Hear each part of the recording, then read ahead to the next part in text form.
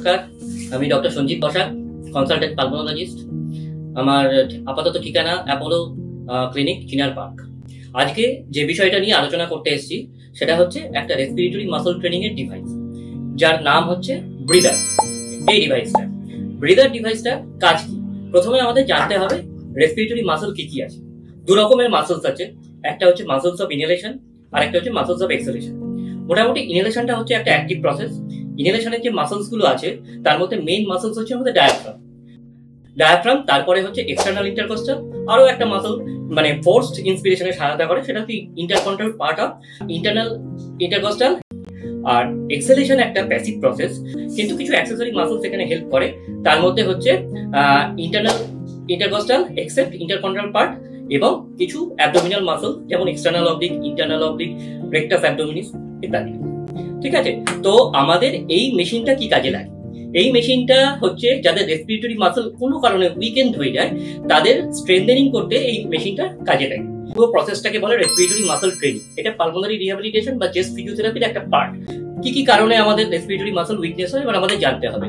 তো তার মধ্যে প্রথম হচ্ছে যাদের হাঁপানির প্রবলেম থাকে, যেটাকে মেডিকেটেড টার্মে বলে সিওপিডি, অ্যাজমা। সিওপিডি মানে ক্রনিক ব্রঙ্কাইটিস, এমফাইসেমা, এই দুটো ফেনোটাইপ হয়।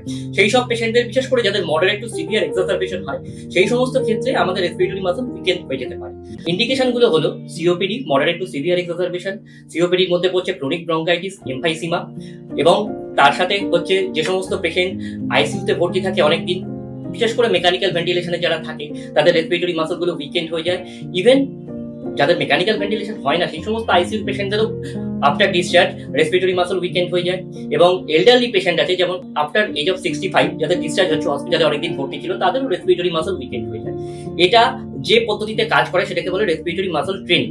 সেই রেসপিরেটরি মাসল ট্রেনিংটা আমাদের শুধুমাত্র ইন্সপিরেটরি এক্সপিরেটরি মাসল গুলো স্ট্রেংথেন করতেই সহায়তা করে না, আমাদের যে ভোকাল কর্ডে যে মাসল গুলো রয়েছে সেগুলোকেও স্ট্রেংথেন করতে সহায়তা করে। তাতে কি হয়, অনেকে খাবার পরে রিগার্জিটেশন হয়ে যায়, সোয়ালিং এর প্রবলেম থাকে, সেই সব ক্ষেত্রে সেই ইসোফেগাস থেকে শুরু করে শ্বাসনালীর মাসল গুলোকে এগুলো শক্ত করতে সাহায্য করে, এবং অনেকদিন করার পরে সেগুলো আমাদের ঠিকঠাক হয়ে যায়। অনেকের শ্বাসকষ্ট থাকে, শ্বাসকষ্ট এটা কমাতে না পারলেও কিছু কিছু ক্ষেত্রে দেখা গেছে এটা শ্বাসকষ্টেও অনেক সময় হেল্প করে। আর প্রোটেক্টিভ কাফ রিফ্লেক্স বলে একটা রিফ্লেক্স হয়, সেই রিফ্লেক্সটাকেও এটা প্রমোট করতে সাহায্য করে। তো এই মেশিনের কার্যকারিতা অনেক। তো এবার আমি একটু মেশিনের পার্টে চলে আসছি। মেশিনের পার্টে বলতে গেলে এই মেশিনটায় হচ্ছে একটা মাউথপিস থাকে আর একটা বডি থাকে। তো বডির মধ্যে কতগুলো ফিঙ্গার গ্রিপের ব্যবস্থা থাকে, 3, 4 আর এইখানে একটা 5, এরকম করে মুখের সামনে স্ট্রেট ভাবে ধরতে হয়। এরপর কিভাবে করব আমি বলে দিচ্ছি। তার আগে এর দুটো ডায়াল থাকে। এদিকে দেখছেন ইনহেলেশন ডায়াল, এটা 1, 2, 3, 4, 5 এবং 6 পর্যন্ত থাকে। আস্তে আস্তে ক্রমবর্ধমান ভাবে বাড়াতে হয়। ঠিক তেমনি ভাবে এক্সহেলেশন ডায়াল কিন্তু এটা 6 অবধি থাকে না, 1 থেকে 5 অবধি থাকে। প্রথমে আমরা পেশেন্টদের বলি যে আপনারা ইনহেলেশন ডায়ালে 1, এক্সহেলেশন ডায়ালে 1 এইভাবে শুরু করুন। এরপর 1 সপ্তাহ করার পর যদি দেখেন এটা ঠিকঠাক হচ্ছে তাহলে 2, 2 করুন, তারপরে 3, 3 এরকম ভাবে। আবার 3, 3 যাওয়ার পরে যখন 4-এ যাচ্ছেন তখন দেখছেন একটু অসুবিধা হচ্ছে, গাল বেশি ফুলে যাচ্ছে, আমি আসছি সেই ব্যাপারগুলো, তো তখন আবার একটু কমিয়ে শুরু করুন। কিন্তু একটা জিনিস মনে রাখতে হবে, যখন আমাদের অ্যাকুট ইলনেস হবে, যেমন জ্বর, কাশি, ভাইরাল ফিভার এগুলো যখন হচ্ছে, তখন আমাদের রেসপিরেটরি মাসল এমনিতেই উইকেন্ড হয়ে পড়ে। তো তখন এগুলো একটু বন্ধ রাখতে হবে। সেই সময়টা কেটে যাওয়ার পরে, ধরুন আপনি 3, 3-এ ছিলেন, সেখান থেকে যখন শুরু করবেন 2, 2-এ শুরু করবেন বা 1, 1-এ শুরু করবেন, তারপরে আস্তে আস্তে আবার পারবেন। হ্যাঁ, এটা একদম নর্মাল, এটা নিয়ে অত ঘাবড়াবার কিছু নেই। তো ব্যাপার যেটা হচ্ছে কিভাবে করব। তো প্রথমে আমি আমার লিপ দিয়ে এইটাকে এয়ারটাইট করে ঘিরে ধরবো, নাক লাগাবো না। তারপর সোজা করে ধরে একটা চেয়ারে এরকম সোজা হয়ে বসে শোল্ডার মাসল গুলোকে রিল্যাক্স করে নেব। আর যা নিঃশ্বাস নেব মোটামুটি আমার যে এফর্ট আছে সেটার 50 থেকে 70% দিয়ে দেবো। পুরোপুরি এফর্টও দেবো না, আবার খুব হালকা ভাবেও নেবো না। প্রথমে ইনহেলেশন করবো, তারপরে ধরে রাখতে হবে না, সাথে সাথে এক্সহেলেশন করবো। যা করবো এর মধ্যেই, নেবও এর মধ্যে, ছাড়বো এর মধ্যে। তারপরে একটা জিনিস লক্ষ্য রাখতে হবে, এক্সহেলেশনের সময় আমাদের গালগুলো যেন ফুলে না যায়। দরকার হলে প্রথম গাল দুটো টিপে ধরে রাখতে হবে। এরকম 10 বার ইনহেলেশন করবো, 10 বার এক্সহেলেশন করবো, তারপরে 2-3 সেকেন্ড বিশ্রাম, তারপরে আবার 10 বার ইনহেলেশন, 10 বার এক্সহেলেশন করবো।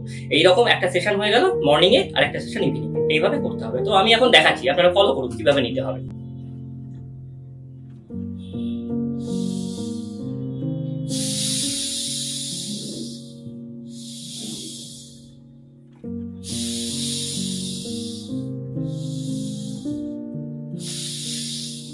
এরকম ভাবে আমি পুরো দেখাচ্ছি না, ভিডিও লম্বা হয়ে যাবে। তো এইভাবে এই মেশিনটা নিতে হবে, এবং প্রথমে নেওয়ার সময় অনেকের অনেক কিছু অসুবিধা হতে পারে, কারণ কারো ডিজিনেস ফিল হতে পারে হালকা, কিন্তু আবার নাও হতে পারে। যদি হয় তাহলে কিছুক্ষণ বাদে আবার করতে হবে। হ্যাঁ, এই একটা কথা বলতে ভুলে গেছি, সেটা হচ্ছে এই পদ্ধতি করতে করতে অনেক সময় কফ উঠতে পারে বা কাশি হতে পারে, সেটা কিন্তু নর্মাল। তখন একটু এটা মুখ থেকে বার করে কেশে নিতে হবে, তারপরে আবার যেমন করে করার সেরকম ভাবে করতে হবে। আর ছেড়ে দিলে চলবে না, এই পদ্ধতি ফলো করতে হবে, কারণ চেস্ট ফিজিওথেরাপি খুব নেগলেক্টেড জায়গা।